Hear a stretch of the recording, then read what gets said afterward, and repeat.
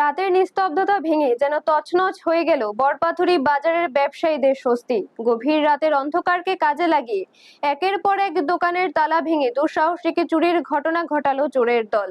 ঘটনায় চাঞ্চল্য ছড়িয়েছে বিলোনিয়া মহকুমার বড়পাথুরি বাজার এলাকা জুড়ে। জানা গেছে, চোরেরা বাজারের অন্তত 60টি দোকানে হানা দেয়।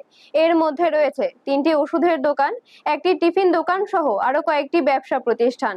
সকালে দোকান খুলতে এসে ভাঙা তালা ও এলোমেলো অবস্থা দেখে হতবাক হয়ে পড়েন দোকান মালিকরা। মুহূর্তের মধ্যেই বাজার এলাকায় উত্তেজনা ছড়িয়ে পড়ে। স্থানীয় সূত্রে জানা যায়, চোরেরা মূলত দোকানের ক্যাশ বাক্স লক্ষ্য করেই এই চুরির সংঘটিত করেছে।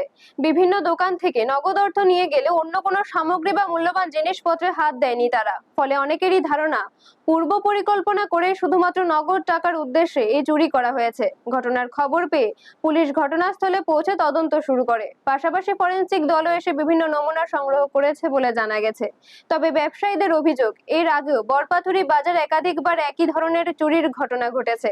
প্রতিবারই পুলিশ ও ফরেনসিক দল এলেও এখনো পর্যন্ত কোনো চোরকে গ্রেপ্তার করতে পারেনি প্রশাসন।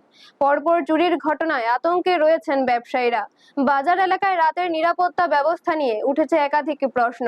ব্যবসায়ীদের দাবি, নিয়মিত পুলিশ টহল ও সিসিটিভি নজরদারি বাড়ানো না হলে ভবিষ্যতে আরো বড় ধরনের অপ্রীতিকর ঘটনা ঘটতে পারে। প্রশাসনের ভূমিকা নিয়েও ক্ষোভ প্রকাশ করেছেন স্থানীয় ব্যবসায়ী ও এলাকাবাসী। ব্যুরো রিপোর্ট, নিউজ তৎকাল 24। ঘটনা তো রাত্রেবেলা শুরু হয়েছে আর কি, কটা হয়েছে তো বুঝতাম না। তালা ভেঙে আইয়া ক্যাশে টাকা ঢুকে নিছে। কিরকম অর্থ? তো 13,000 মতো আছে।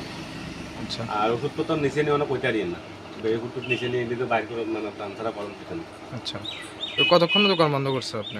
আর তো দোকান বন্ধ করছে 9টায় কালকে। সবসময় কি দোকান? 9টায় বন্ধ করে, আমরা নাইট ডিউটি চলে যায়। আচ্ছা। 9টার পর একটা দোকান খোলা থাকে, 8টি বন্ধ থাকে। প্রশাসনের উপরে কি রাখবেন?